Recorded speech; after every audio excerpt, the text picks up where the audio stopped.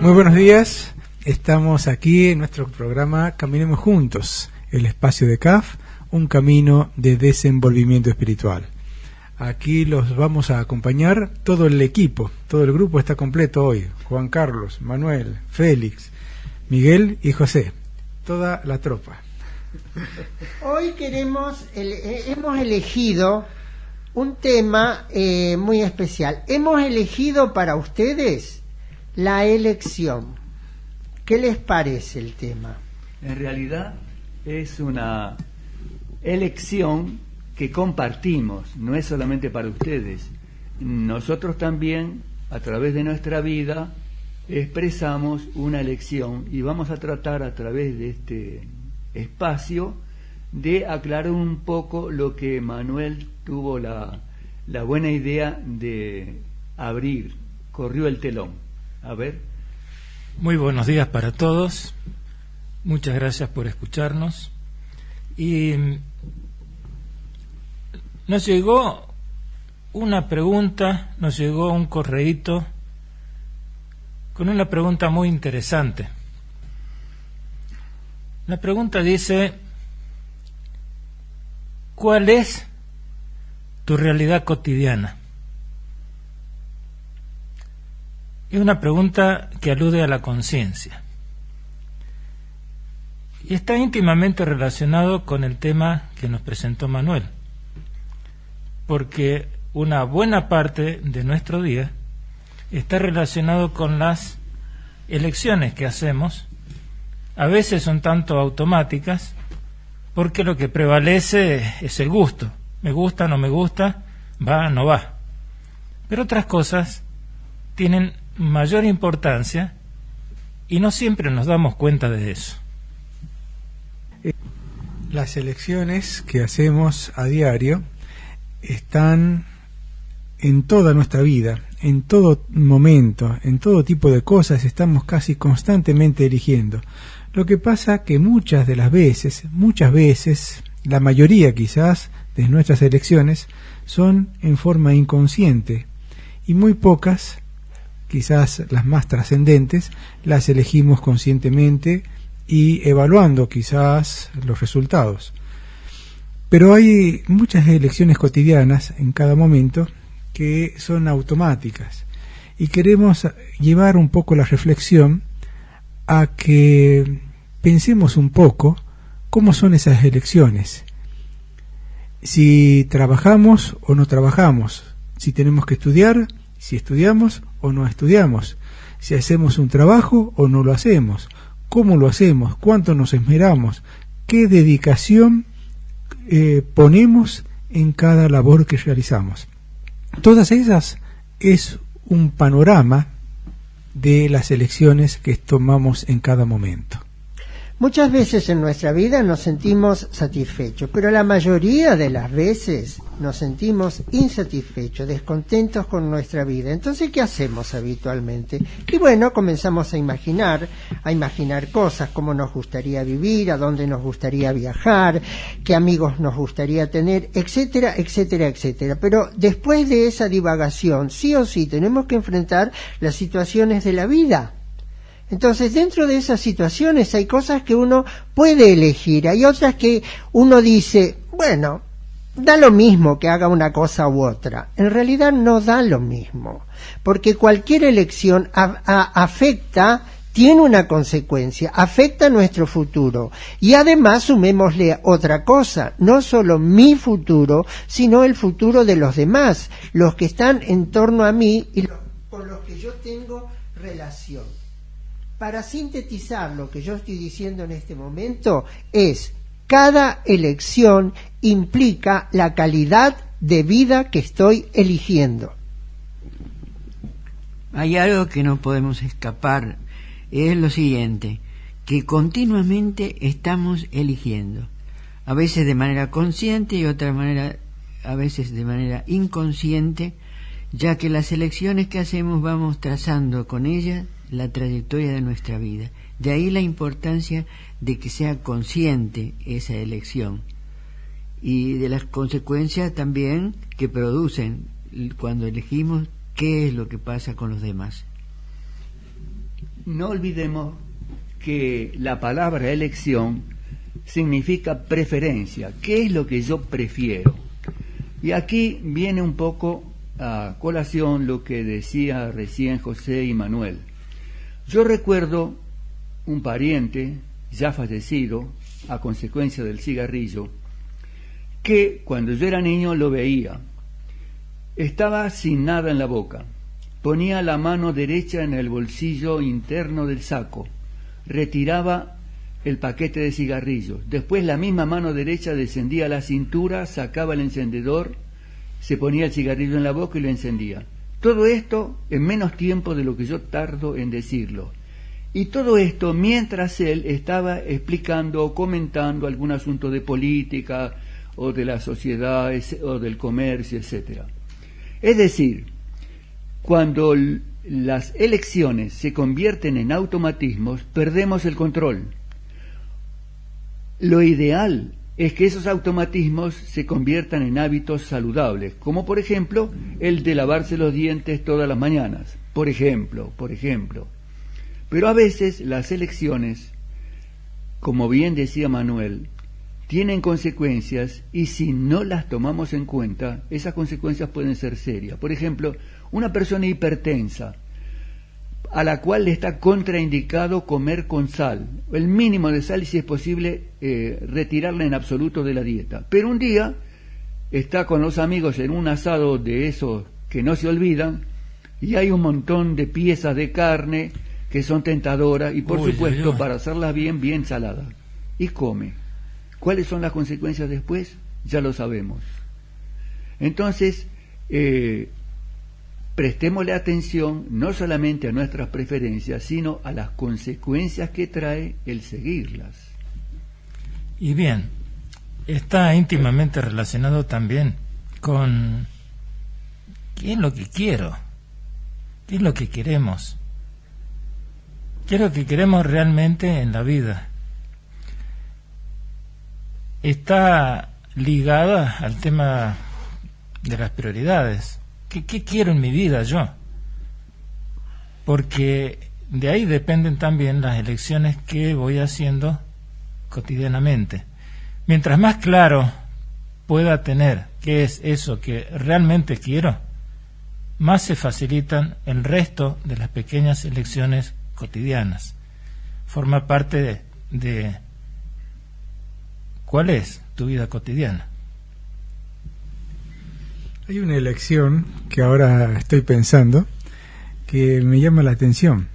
Ustedes, los oyentes, han elegido escucharnos por alguna razón. Será porque quieren acompañarnos, quieren saber algo de lo que vamos a hablar. Y nosotros, por nuestra parte, hemos elegido también desarrollar este programa. Para hacer un programa, para hacer continuamente, semanalmente un programa, ha tenido una elección y eso significa también cierta responsabilidad.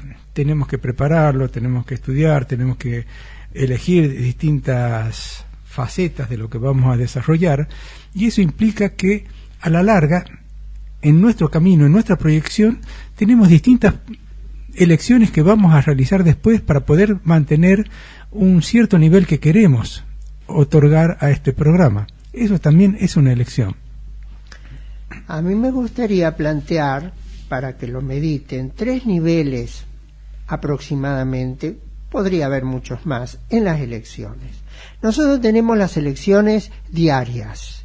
Por ejemplo, suena el despertador, yo elijo levantarme o bien apagar el despertador, darme vuelta y decir un ratito más. Puedo ir y tengo que resolver un problema con mi jefe y entonces decido enfrentarlo.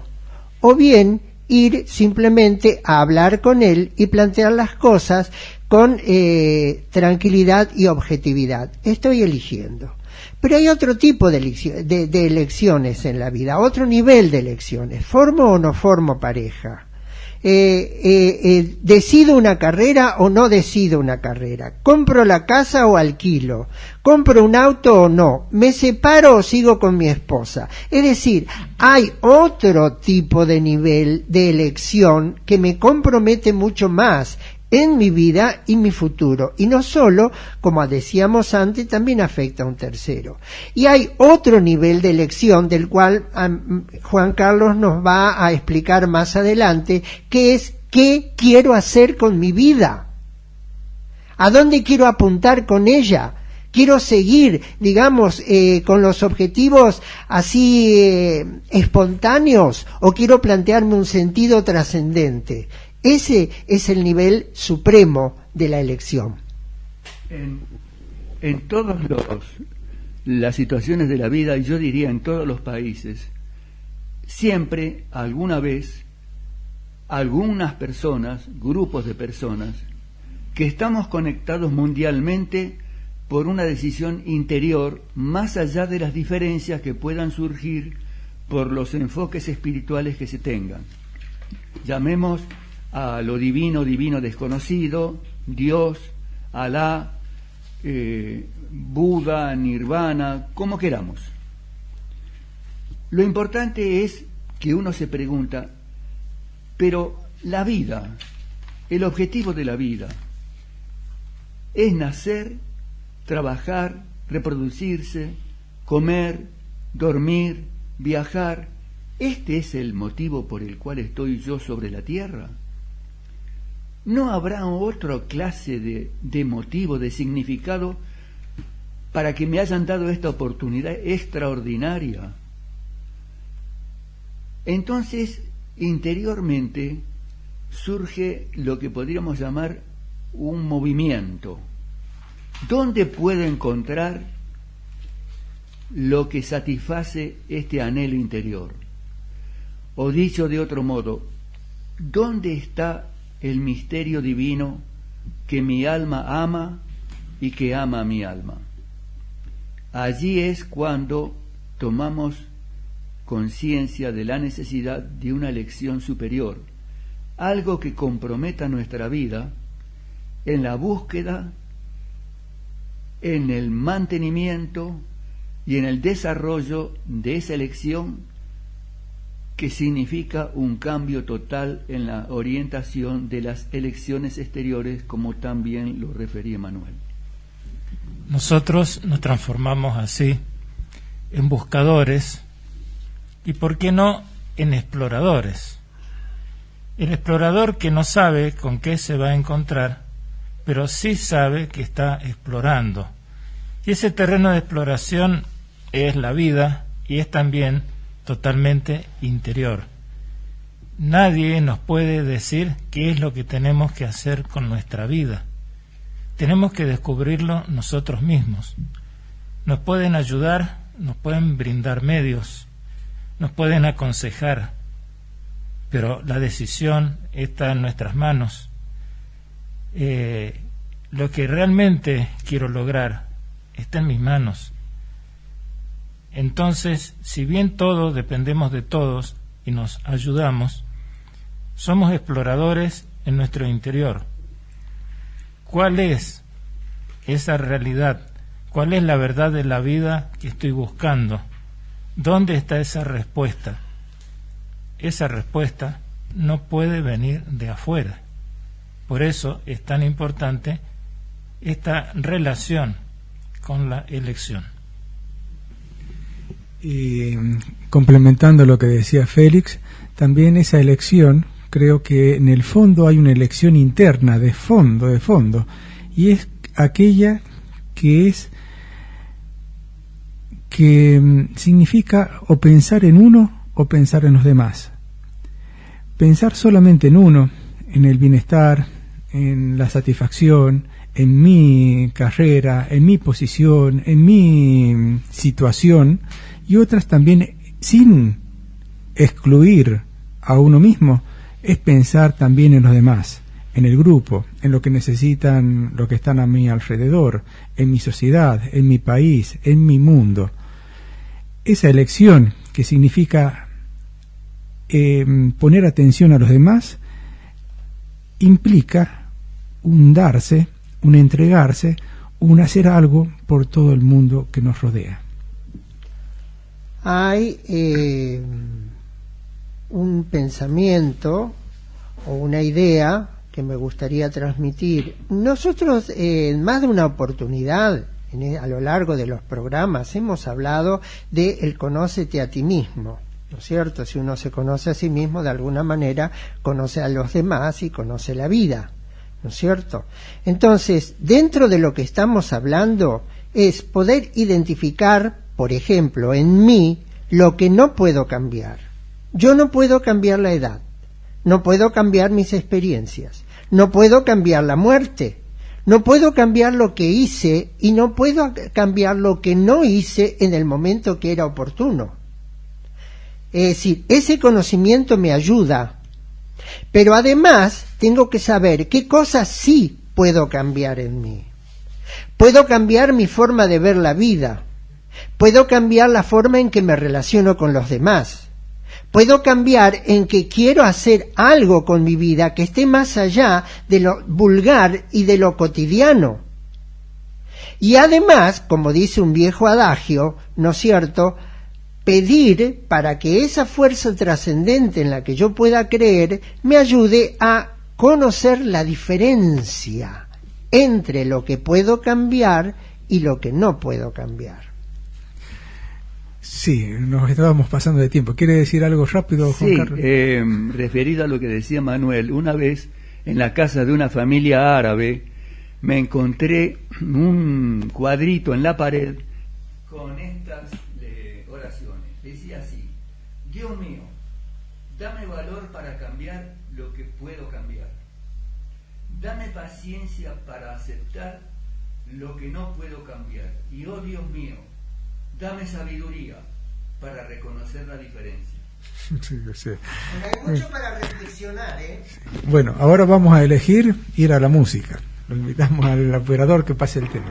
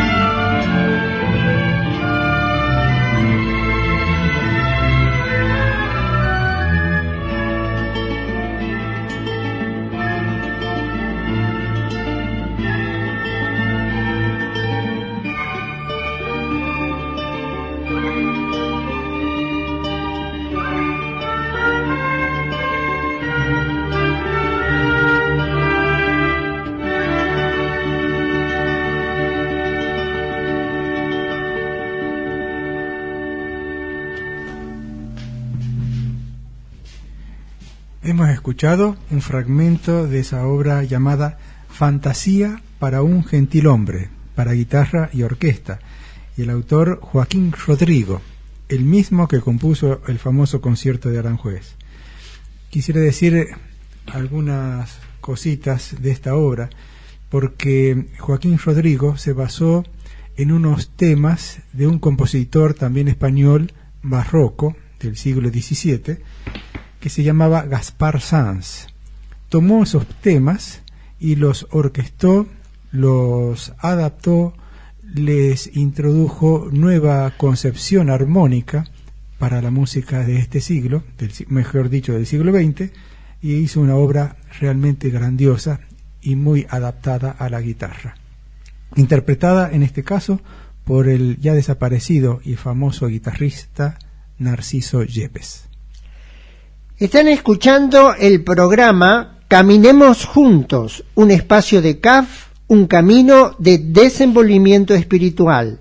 Todos los domingos pueden acompañarnos de 9 a 10 de la mañana. Nuestro correo infocaf@gmail.com. CAF se escribe C-A-F-H. Y la página de CAF, si les interesa ingresar a ella, www.caf.org.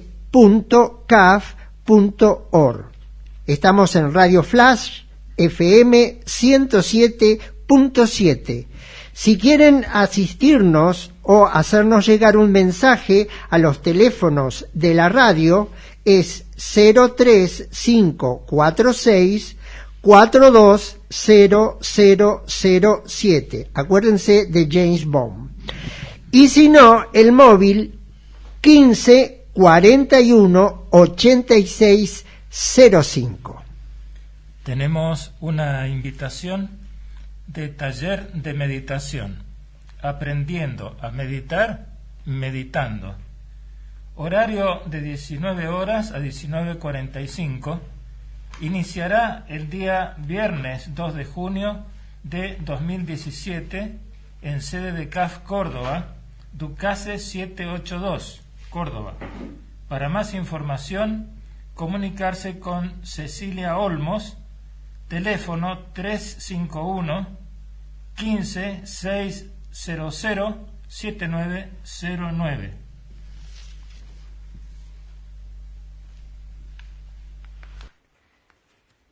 Seguimos aquí en Caminemos Juntos.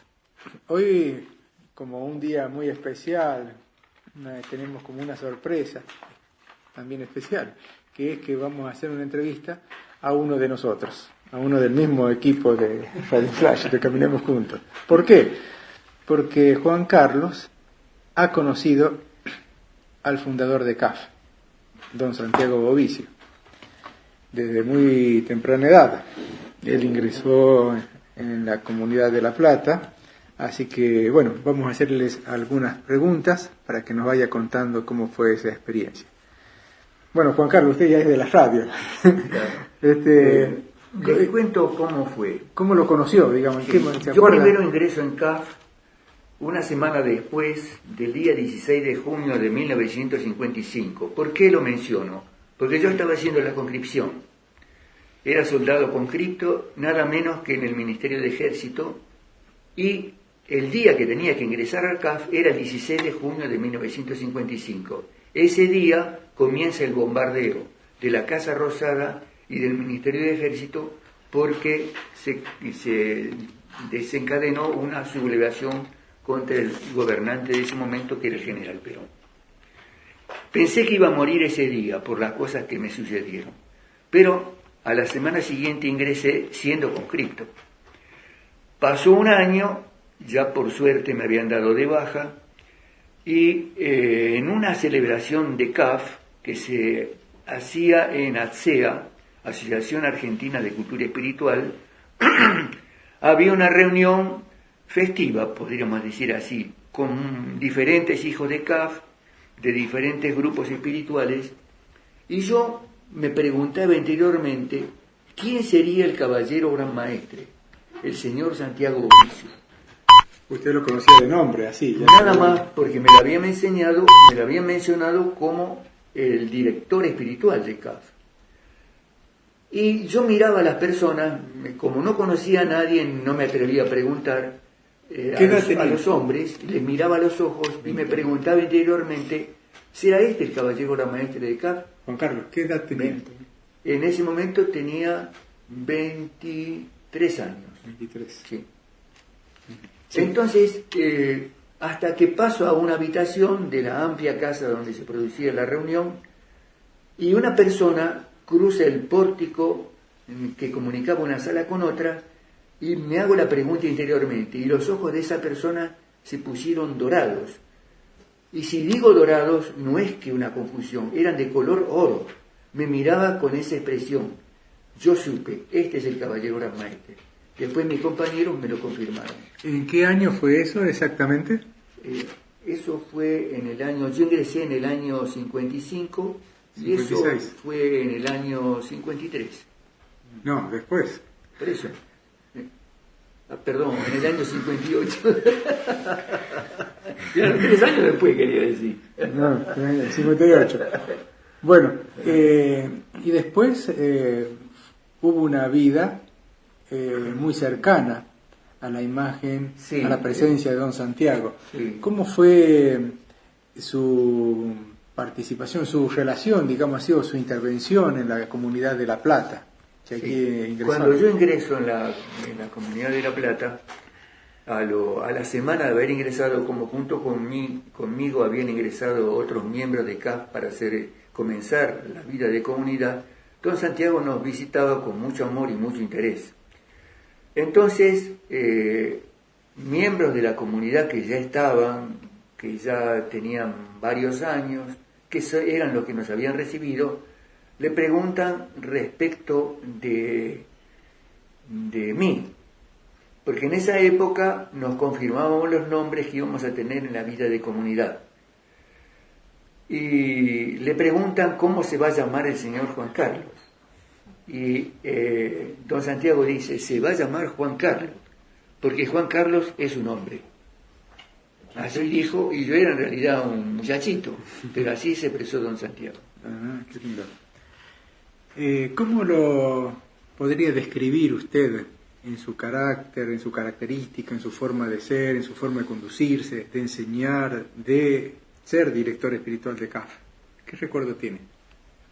Mi sentimiento era de estar ante un padre. Recuerdo que en una oportunidad a mí me había tocado el trabajo de cocinero en la comunidad de La Plata, como inicio de mis tareas en ese lugar, como aprendizaje. Y estaba en la quinta, recogiendo verdura, porque por suerte teníamos una amplia quinta con diferentes cultivos. En ese momento aparece don Santiago y me acerco a él a saludarlo. Y con mucho amor yo me puse de rodillas frente a él y él me acaricia la cabeza, me revuelve los pelos, que en esa época yo tenía cabello, y me dice, ¿sabe, señor Juan Carlos, que yo vengo a visitarlo todas las noches en el sueño para que sea un buen misionerito? Así me dijo. ¿Todas las noches? Sí. Para que sea un buen misionerito. Ah, qué lindo, ¿no? Después usted se trasladó a la comunidad de San Ignacio. Sí, Ahí, fue mucho después. Fue mucho después. Pero recuerdo que lo acompañé cuando todavía esta casa en la que vivimos ahora no había sido adquirida.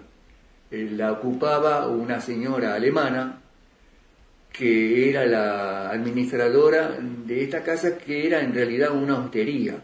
La casa, como todos sabemos, fue construida por un arquitecto austríaco y reproduce las construcciones propias de la Alemania, de la Selva Negra alemana. Es una casa muy bonita, con un estilo muy particular, y don Santiago quería adquirir este predio. Nos acercamos a la tranquera, que todavía existe, la tranquera blanca, y apareció la dueña de la hostería, la administradora, y don Santiago se puso a hablar con ella, estando yo a su lado y otro compañero.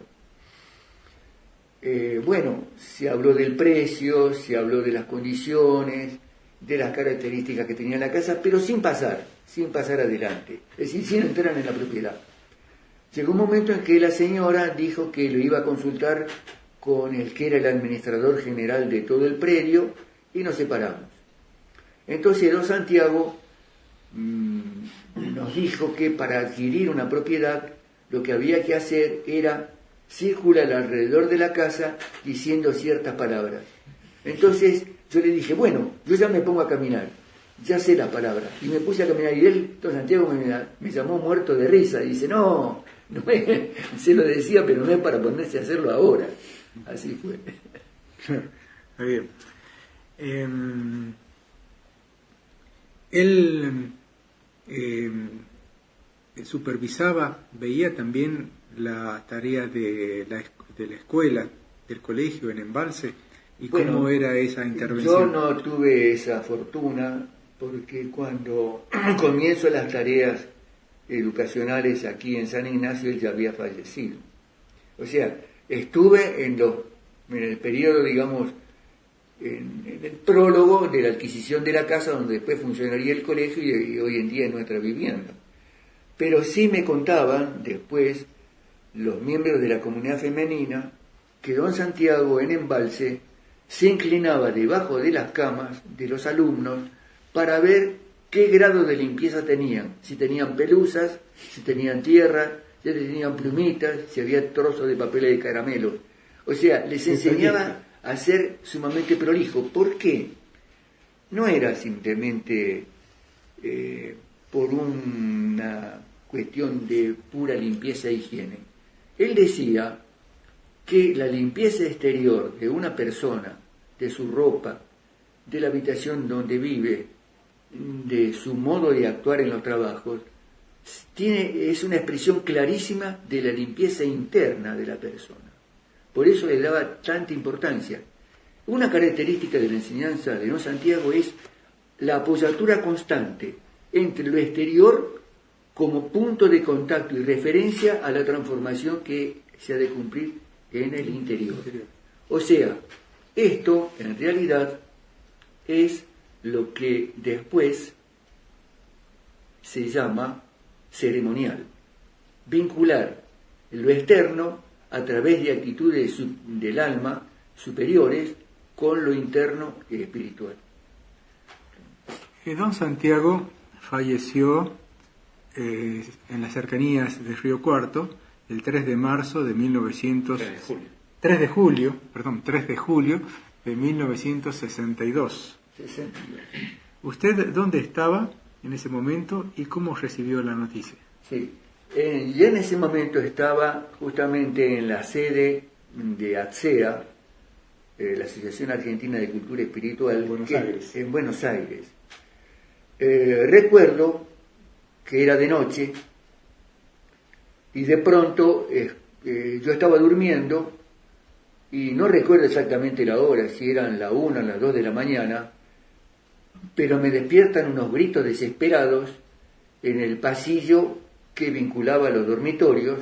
Yo dormía en el piso superior de esa casa, pero unos gritos desesperados, llamando al que era en ese momento el que dirigía el pequeño grupo de miembros de comunidad que estábamos allí. Entonces, lógicamente, escucho que comienzan a hablar a los gritos, me despierto yo también, y allí a los gritos, con voz desgarradora, me dicen que don Santiago acaba de fallecer en un accidente automovilístico. ¿Y cómo fue su reacción? Bueno, de inmediato nos unimos con el señor Alberto y teníamos que ir a avisarle nada menos que a los padres del miembro de la comunidad que dirigía, que manejaba el vehículo, porque estaba agonizando en una clínica de urgencias de Río Cuarto. Don Santiago ya había fallecido. Llorábamos mientras viajábamos en un colectivo a eso de las 4 de la mañana, prácticamente solos, porque eran esos colectivos que a esa hora se libera uno cada media hora. Y cuando llegamos a la casa de los padres, lógicamente alarmados, ¿quién despierta a una familia a las 4:30 de la mañana? apareció el dueño de casa, el padre del compañero accidentado, y le contamos allí. Él entreabrió apenas la puerta, porque lógicamente no sabía quiénes éramos nosotros. Y cuando le contamos lo que había dicho, tuvo palabras muy duras para con su hijo por el tipo de vida que había elegido y las consecuencias que le habían traído. Sí, no se sabe cómo va a ser la reacción de una persona, ¿no? Bueno, hasta ahí por ahora llegamos en esta historia. Muchas gracias.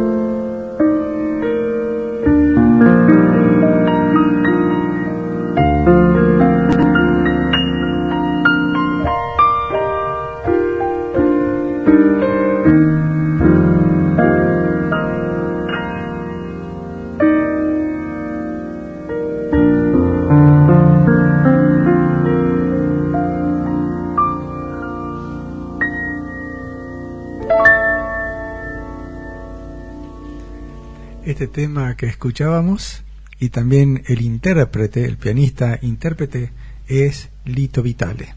Este pianista y compositor, productor y arreglista argentino, nacido en la provincia de Buenos Aires el 1 de diciembre de 1961. En este momento tiene sus 55 años. Héctor Facundo Vitale. Es inconfundible su estilo de tocar el piano como su estilo compositivo. Una verdadera interpretación y obra de arte, la que acabamos de escuchar. Estamos en el programa Caminemos Juntos, un espacio de CAF, un camino de desenvolvimiento espiritual. Pueden acompañarnos todos los domingos de 9 a 10 de la mañana. Nuestro correo infocaf@gmail.com. CAF se escribe C-A-F-H. La página de CAF, si le interesa profundizar en lo que es nuestra idea, www.caf.org. Transmitiendo por Radio Flash FM 107.7 y los teléfonos a los que pueden llamarnos en cualquier momento durante el programa 03546 420007 o el móvil 15 41 86 05. Recordamos a nuestros amigos de Buenos Aires de Radio Vuelos, que transmiten todos los sábados de 16 a 17 horas por radioalacalle.com. Hoy habíamos elegido, para vincular el primer bloque, la relación con la elección, a una persona que realmente creo que nadie puede desconocer su nombre, al famosísimo químico francés Louis Pasteur. ¿Y por qué elegimos esta personalidad tan destacada? Porque es una muestra viviente, y ya en realidad falleció, pero es una muestra histórica de lo que es la relación con la elección. Aquí, entre todos, vamos a procurar dar una semblanza de lo que fue esta vida ejemplar al servicio de la ciencia y de los aspectos prácticos de la industria. Louis Pasteur nace el 27 de diciembre de 1822 y fallece el 28 de septiembre de 1895. Lo que voy a decir está dirigido a los que son un poco retrancos, digamos, ¿cómo? Retrancos, o que están trancados, digamos, en su vocación por el estudio. ¿Por qué? Porque Pasteur no le gustaba estudiar. En realidad a él lo que le gustaba era la pintura. Y entonces sus calificaciones eran bastante bajas. Por obligación del padre, él hace la secundaria y se recibe. Pero en realidad a él le gustaba la pintura. Y fíjense en lo que terminó después. Es muy importante esa vocación de pintura que él tiene. Él descubre todo un mundo oculto a través del microscopio. Y la forma de hacer conocer lo que él va descubriendo es a través del dibujo. Juan Carlos tiene unos interesantes detalles para contarnos. Sí, lo extraordinario de Pasteur es que no solamente es un científico de academia, de círculos selectos de especialistas, sino que es un ser humano que, aparte, como yo decía hace un ratito, que contribuyó poderosamente al desarrollo de la industria, también adelantó lo que podríamos decir la medicina moderna, siendo como él era un químico. En la época que Pasteur, después de haber pasado las peripecias que contaban recién en su secundario, decide estudiar química, lo hace bajo la dirección de dos genios de la química de esa época, cuyos significado todavía hoy perdura. Dumas, no el escritor Alejandro Dumas, el investigador, y Ballard. Ballard fue, creo que uno de los químicos que añadió un elemento más a la tabla periódica de elementos. Él en 1847, Pasteur, se doctora en física y química y tiene que enfrentarse a través de sus investigaciones en una lucha muy dura con una idea vigente, fuertemente vigente, porque provenía de la sabiduría griega de Aristóteles de la generación espontánea. Estaban convencidos de que era posible que de pronto la enfermedad se generara en una persona o en una zona, en un pueblo, en una ciudad, espontáneamente. Recuerdo que cuando en esa época una persona pasaba por zonas pantanosas y después se enfermaba, decían, claro, ha sido los miasmas deletéreos que emanaba el pantano y que lo han enfermado. Ni idea de asociar eso a microorganismos o a seres vivos que enfermaban al cuerpo humano. Voy a relatar una escena que vi en una película sobre Louis Pasteur. Y es que esta llamada teoría microbiana que él sostenía, que iba investigando como químico, fue bastante resistida, muy resistida, por todos los científicos, la gran mayoría de los científicos de Francia en ese momento. La Academia de Ciencias de Francia prácticamente se le burlaba. Y lo destacable de él es esa fuerza por el estudio, esa convicción, esa certeza de lo que va investigando y que no necesita discutir con nadie, solamente demostrar y probar lo que él va descubriendo paso a paso. Hay un aspecto muy importante de su vida que de alguna manera lo marca en esta tarea que él mismo se impone de investigar las enfermedades. Cuando él es profesor de química en la Universidad de Estrasburgo, conoce a Marie, hija del rector, de quien se enamora y se casan. Tienen 5 hijos, pero sobreviven 2. La enfermedad les lleva a los otros 3 cuando son pequeños. Tifus. Esto marca profundamente a Pasteur, y Louis Pasteur se dedica el resto de su vida a investigar las causas de la enfermedad que lo llevan a grandes descubrimientos en pro de toda la humanidad. Uno de los primeros aspectos que él investiga, en razón de que se lo habían solicitado, era por qué se agregaban los vinos. Entonces, él era un científico y comienza el estudio y el análisis, y le llevó bastante tiempo hasta descubrir que los vinos se agriaban porque él encontró a través del microscopio 2 componentes o 2 microorganismos, uno de los cuales producía alcohol y otro de los cuales producía ácido láctico, que en realidad eran los 2 componentes que producían la agriez del vino.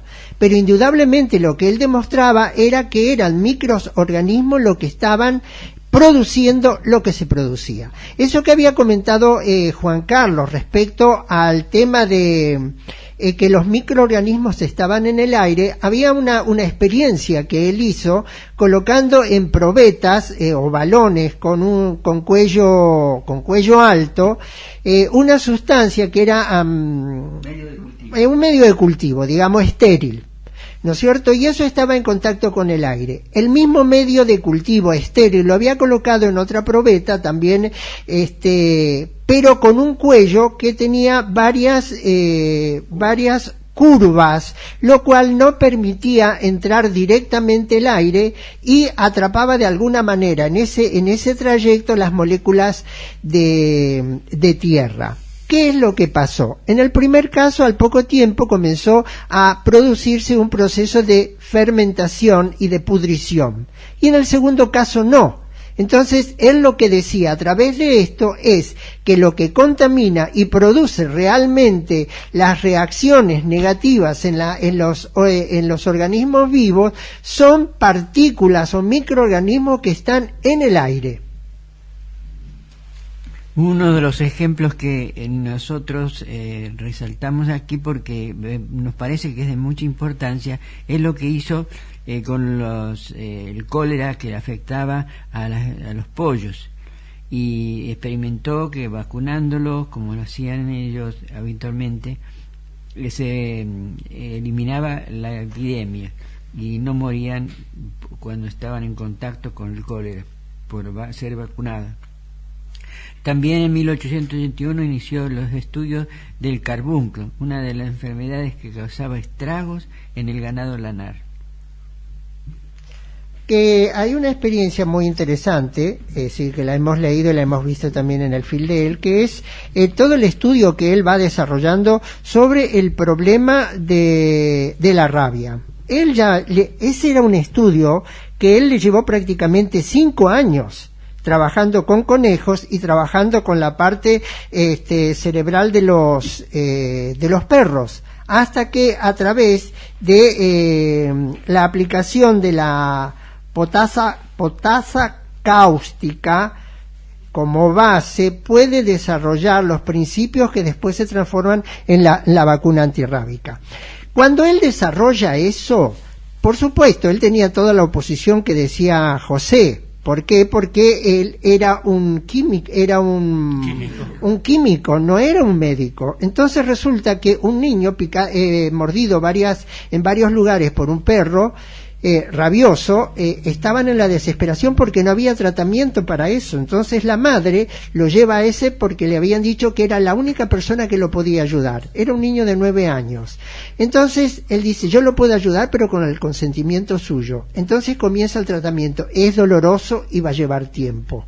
Entonces comienza la aplicación de las vacunas que llevan, no me acuerdo si 7 o 10 días prácticamente, una vacuna por día, con el sufrimiento terrible del niño, hasta que consiguen vencer la enfermedad, es decir, la enfermedad no se declara. Bueno, eso produjo, es decir, primero una reacción súper negativa porque él, sin ser médico, se atreve a tratar un cuerpo vivo y humano, no animal.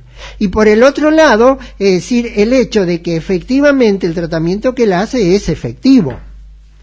Sí, la importancia, porque estamos abreviando bastante la extraordinaria vida de Pasteur. La extraordinaria consecuencia de este hecho es que en Rusia el zar hace subir a un ferrocarril a campesinos rusos mordidos por un perro rabioso para que le apliquen la vacuna antirrábica que ya se había hecho conocer a través del telégrafo, era el medio más directo y rápido de esa época, con la esperanza de salvarle las vidas, cosa que realmente sucedió. Estamos abreviando mucho, pero Pasteur fue tan reconocido mundialmente que recibió condecoraciones y dignidades de todos los países de Europa, desde Rusia hasta España, e inclusive de Estados Unidos, porque realmente se convirtió en un benefactor de la humanidad.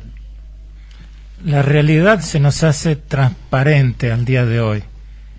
Estamos acostumbrados a lavarnos las manos cuando las tenemos sucias, antes de comer, antes de acostarnos.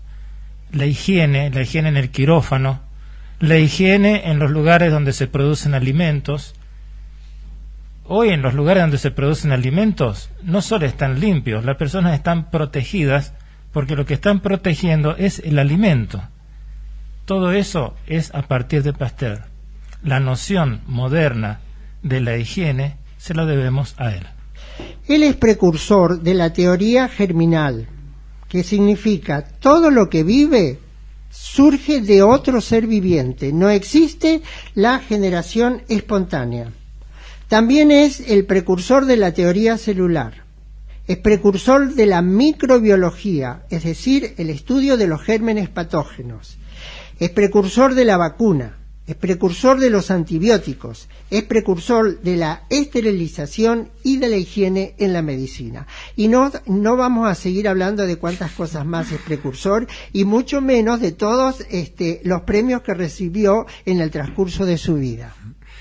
Es enorme la cantidad de cosas por las que investigó, las que ayudó, las que hizo un beneficio infinito a la humanidad. Pero bueno, a nosotros también se nos acaba ahora el tiempo.